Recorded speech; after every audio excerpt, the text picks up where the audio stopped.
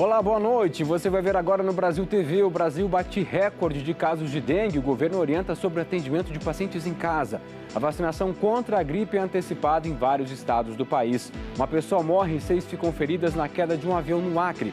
A polícia prende um dos suspeitos pela morte de um turista na Baixada Santista. É um presidiário que tinha recebido o benefício da saidinha. E você vai ver também, hoje é dia de São José. Os devotos depositam pedidos para o santo protetor das famílias. Hoje também é dia do artesão e você vai conhecer pessoas criativas que seguem os passos do mestre Vitalino, no Agreste de Pernambuco. E ainda tem a história de um aluno de Goiás que decidiu levar uma companhia para a sala de aula, a Valentina, a galinha de estimação. Terça-feira, 19 de março, agora no Brasil TV.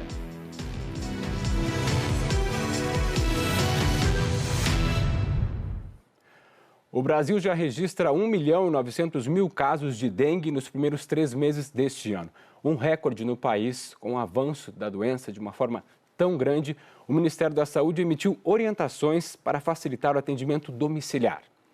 Todos os dias, essa equipe de saúde faz de 8 a 10 visitas no Distrito Federal. São pacientes que não conseguem se locomover ao ambulatório para fazer monitoramento de uma comorbidade e são pacientes que também não têm necessidade de estar hospitalizados.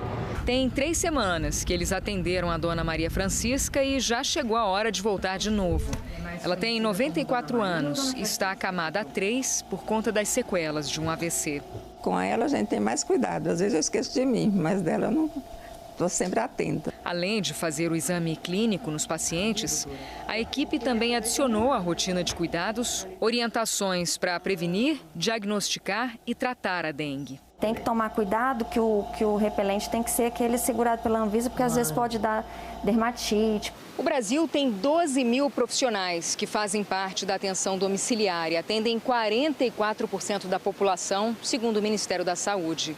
A nota técnica que o Ministério publicou no mês passado busca orientar esses profissionais a identificar com mais agilidade casos suspeitos de dengue, principalmente nos pacientes idosos. Esse é o público de maior risco. 57% das mortes neste ano foram de pessoas com 60 anos ou mais. O documento lista ainda os sinais de alerta que os profissionais de saúde devem estar atentos para o caso de internação, como vômitos persistentes, acúmulo de líquidos e dor abdominal intensa e contínua. De acordo com esses sinais de alerta, aí nós vamos observar se devemos encaminhar para a UPA, para o pronto-socorro ou até mesmo para internação hospitalar. Este ano, os casos de dengue no Brasil atingiram um patamar histórico. Em menos de 3 meses, os números já superam o ano inteiro de 2023 e são os piores da série histórica iniciada em 2000. Mais de 1.800.000 casos de dengue e 561 mortes confirmadas. Até o momento, a Anvisa só liberou a aplicação da vacina da dengue para o público de 4 a 60 anos, já que não há dados confirmando a segurança e a eficácia da dose nos mais velhos. E a campanha de vacinação contra a gripe, que geralmente acontece em abril e maio, já está sendo realizada em vários estados por causa do aumento da circulação do vírus. O repórter Arthur Bernardi tem as informações para a gente de Brasília. Aqui no Distrito Federal são 125 pontos de imunização. Fazem parte do público-alvo pessoas idosas acima de 60 anos, mulheres gestantes, também puérperas, mamães que tiveram filho recentemente, também adolescentes cumprindo medidas socioeducativas, população carcerária e também funcionários do sistema prisional. Também está disponível para pessoas com doenças crônicas não transmissíveis, como asma e diabetes, professores e profissionais de saúde. Lembrando que é preciso comprovar a função ou a condição de saúde. O Ministério da Saúde decidiu antecipar a vacinação contra a gripe por causa do aumento da circulação de vírus respiratórios pelo país. Tradicionalmente, essa imunização ocorria entre os meses de abril e maio. Houve uma mudança também na estratégia na campanha de vacinação dos estados da região norte. Por lá, a população foi vacinada entre os meses de novembro e dezembro. A estimativa do Ministério da Saúde é que 75 milhões de pessoas sejam imunizadas nessa campanha em todo o país. E o Ministério também afirmou que a vacina contra a gripe, ela pode ser aplicada junto com outros imunizantes que fazem parte do calendário nacional.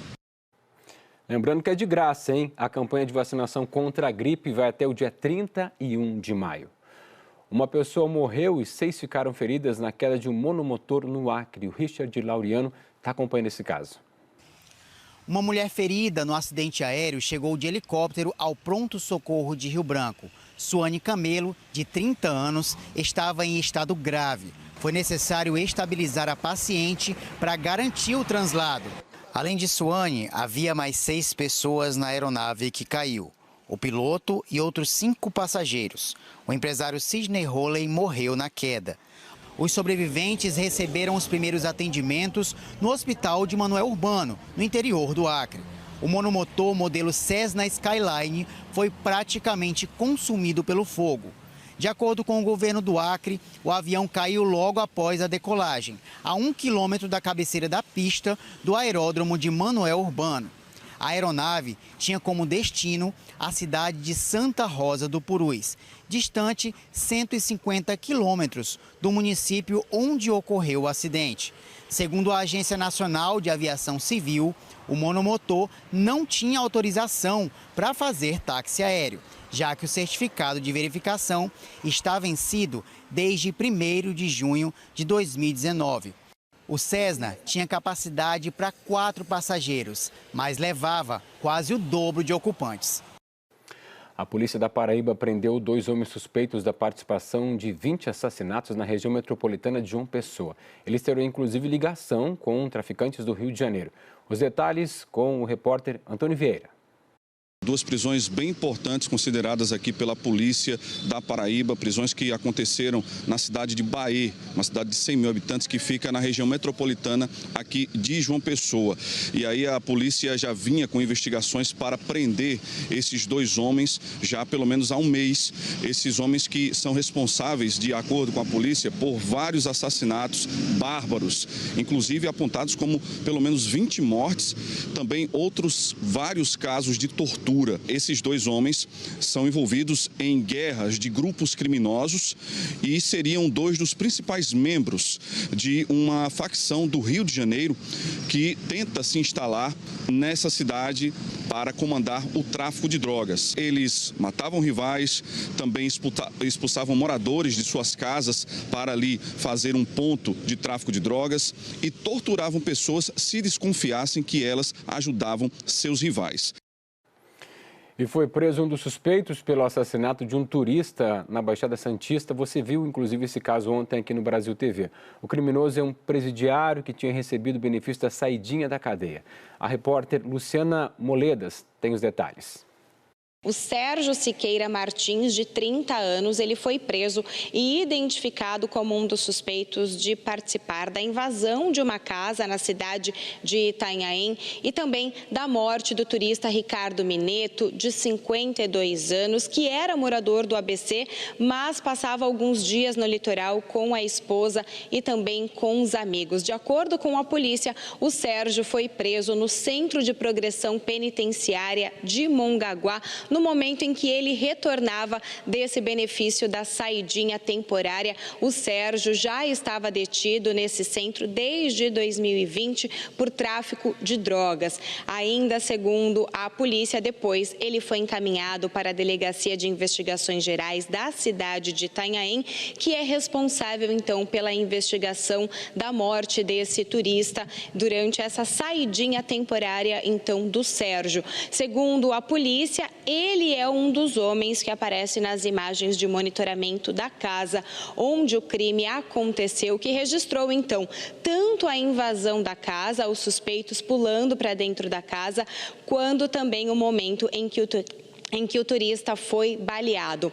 A justiça, então, decretou aí a prisão temporária dele por 30 dias, que pode ser renovada. Em um outro caso parecido, aconteceu também no Paraná. Um homem de 33 anos não retornou ao presídio. Esse homem, ele acabou sendo preso de novo em uma ação conjunta da Polícia Civil com a Polícia Federal. Ele tinha fugido para Curitiba e tinha uma vida de luxo. 2 pessoas foram presas numa operação que investiga o comércio ilegal de armas e sonegação de impostos no Distrito Federal. Pelo menos 10 lojas de armas do DF são suspeitas de prática de sonegação fiscal e comércio ilegal de arma de fogo.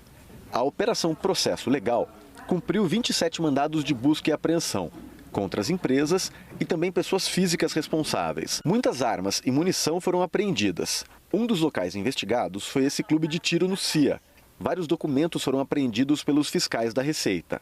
Segundo as investigações, as empresas suspeitas usavam um esquema ilegal para não pagar impostos das armas vendidas. Por exemplo, uma arma de valor de mercado de R$5.000 era vendida com uma nota fiscal de valor bem inferior, para recolher menos tributos. A investigação começou depois de um registro parecido, em agosto do ano passado. Depois que um atirador desportivo com registro de CAC ter comprado uma arma de fogo numa das lojas investigadas. E ao tentar registrar, o Exército negou, porque a nota fiscal era falsa. O valor real da arma era em torno de R$4.000 e o valor da nota era de R$1.000. Outra irregularidade considerada grave pela polícia é que muitas armas não tinham nota fiscal de compra. Gerou a suspeita de que eles estejam esquentando armas de origem ilícita, já que a arma não tem entrada formal fiscal na empresa, mas tem a nota de saída, a nota de venda. Durante a ação policial, 2 pessoas acabaram presas em flagrante por posse ilegal de arma de fogo e munição. Os suspeitos de envolvimento no esquema são investigados por pelo menos 6 crimes. Entre eles, associação criminosa, lavagem de dinheiro e comércio ilegal de armas de fogo. Caso condenados, a pena pode passar de 20 anos de prisão. Veja essa história agora. A polícia investiga a morte de um porteiro no Rio de Janeiro. Ele levou uma descarga elétrica ao se encostar em um poste. Os moradores, inclusive, já teriam alertado para o problema no mês passado.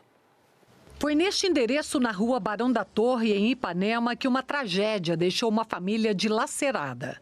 O porteiro deste prédio, Leonardo Monsores da Silva, de 40 anos, fez um gesto costumeiro. Se sentou em um banquinho e se encostou no poste de ferro que fica em frente ao lugar onde ele trabalhava há mais de 10 anos. Ao encostar no poste, levou uma descarga elétrica. Ele estava sozinho. Aparentemente, ele ia sentar ali para poder esperar o outro porteiro ali, que eles são amigos. Eles sentam ali e ficam conversando. Aparentemente, ele ia sentar ali e estava sozinho na hora do acidente. O poste foi isolado e os amigos que estavam com o Leonardo contaram que ele ainda ficou muito tempo caído na calçada esperando socorro. Tem uma base do SAMU a 130 metros do local do acidente. Mas os bombeiros levaram 40 minutos para chegar e começar a fazer massagens cardíacas em Leonardo. Ele morreu a caminho do hospital. O caso está sendo investigado porque a morte do porteiro pode ter sido provocada por uma negligência. Pessoas que passaram aqui contaram que este poste estava dando choque havia mais de um mês e que não adiantou nada reclamar. Nada foi feito, mais de um mês. Eu sei de pessoas que passeiam com os cachorros e reclamam que encostam no poste e o cachorro leva um pequeno choque, por exemplo. A 14ª DP do Leblon investiga o caso. Em nota, a Rio Luz lamentou o falecimento e disse que uma equipe técnica da concessionária Smart Luz esteve no local e constatou ligações clandestinas ou gatos no circuito de iluminação pública que alimenta o poste. Disse ainda que apura as causas do acidente. Agora a gente faz um alerta. Com a abertura do prazo para a declaração do imposto de renda, criminosos estão agindo em busca de informações dos contribuintes. A Luísa Dolly explica como não cair nesses golpes. O prazo para a declaração do imposto de renda começou há 4 dias, na sexta-feira. E a Receita Federal já identificou esse golpe. Os bandidos querem roubar dados das pessoas. Então a Receita Federal faz um alerta. Eles nunca mandam mensagens ou e-mails pedindo que o contribuinte instale um aplicativo para enviar dados ao governo. Isso é golpe. Quando a pessoa abre essa mensagem ou esse e-mail enviado pelo golpista e clica no link, ela cai em um software malicioso que danifica o sistema, permite o roubo de dados e torna o computador ou o celular mais lentos. Então, o que é importante as pessoas prestarem muita atenção? Sempre acessarem o site ou os aplicativos oficiais da Receita Federal. Ficar muito atento em relação a isso e nunca clicar em nenhum link enviado em mensagens ou e-mails passando, que se passa pela Receita Federal, mas na verdade são golpistas que estão enviando. O prazo para a declaração do imposto de renda vai até o dia 31 de maio e a Receita Federal espera receber 43 milhões de declarações em todo o Brasil. Tem que ficar de olho, hein? Intervalo rapidinho, na volta, você sabe, né? Hoje é dia de São José, um dos santos mais populares do país. E tem a história de um menino que decidiu levar uma galinha de estimação, sabe para onde? Para a sala de aula. A gente mostra já já.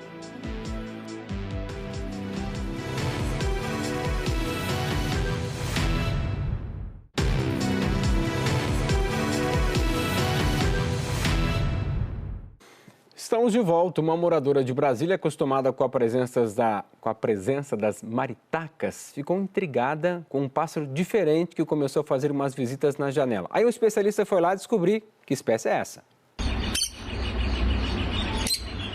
É esse daí, com o pescoço e a cabeça avermelhados. O pássaro apareceu essa semana e tem voltado sempre para aproveitar as frutinhas que a moradora deixa na janela. Segundo o professor e biólogo Eduardo Guimarães Santos, da Universidade de Brasília, é um agapornis. O pássaro até é comercializado no Brasil como bicho de estimação, mas natural da África, e não é encontrado livre, solto na natureza. Por isso, ainda segundo o professor, é baixa a chance de que ele consiga sobreviver muito tempo. O professor acredita que o agapornis possa ter fugido de alguma gaiola. Aparentemente, não tem nenhum lacre indicando que o animal esteja registrado. Tem ave na janela e tem ave na mochila. Só te contar agora uma história. Lá em Goiás, o aluno decidiu levar uma galinha de estimação para a sala de aula. A repórter Agatha Gonzaga conta essa história para a gente, claro, que agitou a escola.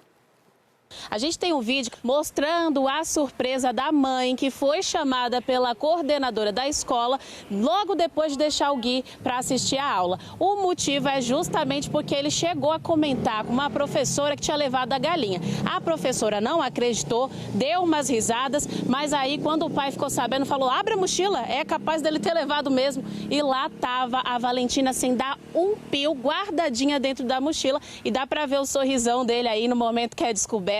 As professoras também levaram na brincadeira, todo mundo riu muito da situação. E aí a gente conversou, inclusive, com a mãe do Gui, porque ela explicou pra gente por que são tão inseparáveis. Vamos ver agora. Eles têm o costume de levar a Valentina para todo lugar, a Valentina e a Judite. Isso, a Valentina e a Judite. Para sorveteria, para igreja se deixar, para rua, vai me buscar na faculdade com a galinha. Nunca levaram uma galinha para a escola, até porque eles sabem que a escola não pode levar a Judite nem a Valentina. Já era conversado, eles sabiam que não podia. E aí, esse dia foi essa presepada do Gui.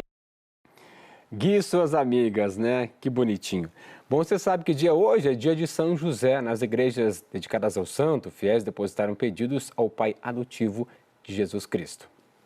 São José era um carpinteiro da cidade de Nazaré e foi escolhido por Deus para ser o guardião e protetor da Sagrada Família, Jesus, Maria e José. Segundo a tradição católica, se chover no dia 19 de março, dia dedicado ao pai adotivo de Jesus e padroeiro dos trabalhadores, o inverno será bom e a colheita será farta para os agricultores que nesta época do ano plantam milho e feijão. Para os católicos, além de um intercessor, São José é um exemplo de um homem justo e bom pai. É por isso que ao longo de 9 noites, aqui na paróquia que leva o nome do santo, os fiéis fazem os seus pedidos e depositam neste espaço, acreditando na intercessão do pai adotivo de Jesus. Este ano, a Igreja de São José, no bairro Petrópolis, celebra a festa em honra ao padroeiro com o seguinte tema: São José, aumentai o nosso fervor. É com esse fervor que José Wellington participa dos movimentos e pastorais da igreja, que deu origem ao seu nome. Ele conta que os pais dele sempre foram devotos do santo e, como forma de homenagear o intercessor da família, colocaram o nome do filho de José. Se todo pai realmente olhar com um pouquinho para tudo aquilo que São José fez, o mundo poderia ser bem melhor. E São José é o padroeiro da cidade catarinense que leva seu nome. Fundada há 274 anos para dar apoio à ilha de Santa Catarina, hoje é a 4ª cidade mais populosa do estado. Dos 274 anos de São José, os últimos 60 foram vistos de perto pela Cristine e o Jairo. Os dois cresceram aqui, se conheceram jovens e criaram os filhos no centro histórico da cidade. Esse lugarzinho aqui é especial, muito especial. Você bota a cabeça no travesseiro ali, é uma tranquilidade, não tem aquela agitação, né? Mas aqui é muito bom, morar aqui é um paraíso. Tudo era ainda mais calmo quando os primeiros colonizadores açorianos chegaram. A província surgiu em 1750 para dar apoio à ilha de Santa Catarina. De lá para cá, a cidade construiu a própria identidade. A cidade das olarias, né? A cidade que vai surgir a primeira colônia alemã, a cidade que vai fomentar outros municípios a partir do seu núcleo gerador, que é onde nós estamos. O teatro, a catedral e os casarões do século XIX seguem preservados. As maiores mudanças começaram na década de 70, com a chegada da BR-101 e do Plano de Desenvolvimento das Cidades Catarinenses. O contraste da história com o crescimento econômico é visível em São José. Hoje, a cidade tem a 4ª maior população do estado. O surgimento de novos bairros e a verticalização da cidade deram outra cara para São José. Mas uma coisa não mudou: o senso de pertencimento da população da cidade. O povo josefense, ele se identifica com o território, ele se identifica com as atividades que identificam historicamente o município com a sua autonomia, né? Um sentimento compartilhado até por quem não nasceu em São José.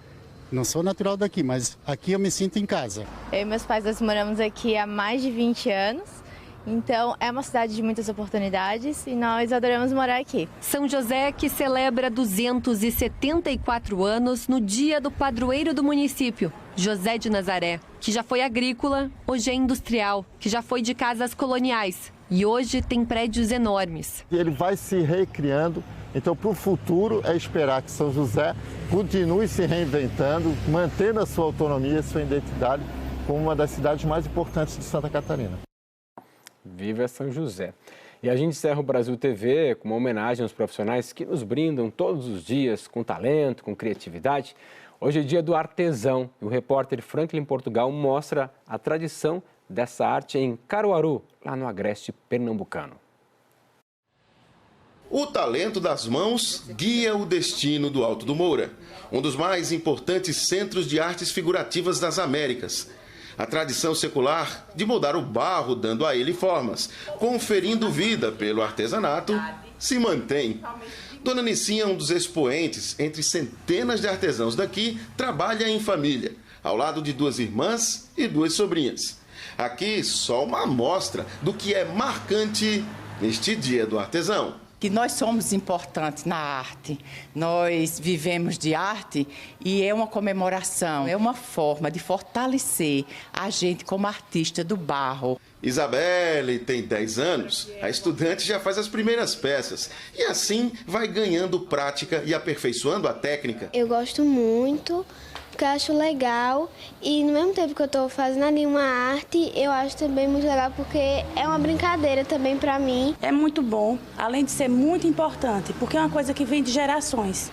Começou lá atrás com meu avô, mestre Manuel Inácio, passou para meu pai, para minhas tias, depois para a minha geração, agora nós estamos na 4ª geração da família com Heloísa e Isabelle. E é uma coisa que para mim, além de muito importante, eu quero levar para frente, não quero deixar que acabe. Esse 19 de março ganha ainda mais importância para o artesanato e ainda mais o de Caruaru, quando há as visitas de alunos de faculdades e também excursões de turistas. E não só nesse período, mas durante o ano inteiro, dando ainda mais brilho ao trabalho e o legado do mestre Vitalino. Na Casa Museu Mestre Vitalino, alunos de arquitetura da Unifavip Weiden foram recebidos pelo neto do mestre do barro, Emanuel Vitalino. Eles tragam o conhecimento deles, pegam o conhecimento da gente, vamos trocando ideias. E aí a ideia é que mude o futuro do Alto Moura, das novas gerações, para essa continuidade do barro, né? Se Deus quiser. O mestre Vitalino nasceu em Caruaru em 1909. Morreu em 63. Durante a vida, produziu artesanato no barro e contribuiu de forma decisiva para a divulgação deste potencial caruaruense para o mundo. No ano de 1947, registros nos mostram que Abelardo Rodrigues, um intelectual pernambucano que vivia no Rio de Janeiro, esteve aqui na nossa cidade e descobriu, né, a grandeza dos trabalhos do nosso mestre Vitalino. E a partir dali, o trabalho de Vitalino rompeu as fronteiras de Caruaru e de Pernambuco e tornou-se conhecida nacionalmente. É uma coisa incrível poder conhecer um dos maiores artesãos aqui da nossa cidade e mostra para a gente muito da nossa história, do barro e de como a gente conseguiu construir tudo vindo da terra. O Brasil TV fica por aqui. Até as notícias logo mais no Jornal Nacional, às 8h30, hora de Brasília. Para você, uma boa noite e até amanhã.